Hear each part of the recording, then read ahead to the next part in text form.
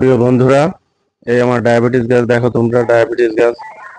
Diabetes গাছ এই যদি কারো ডায়াবেটিস হয়ে থাকে তাহলে তোমরা এই ডায়াবেটিস গাছের পাতা নিয়মিতভাবে সকালে খালি পেটে যদি 1 থেকে 2টা পাতা প্রতিদিন খেতে পারো তাহলে তোমাদের ডায়াবেটিস কন্ট্রোলে চলে আসবে এবং তোমরা সুস্থ শরীর মনে বসবাস করতে পারবে।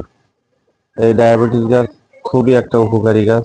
তোমরা অনলাইনে অর্ডার করে নিতে পারো। আমিও এটা অনলাইনে অর্ডার করে নিয়েছি।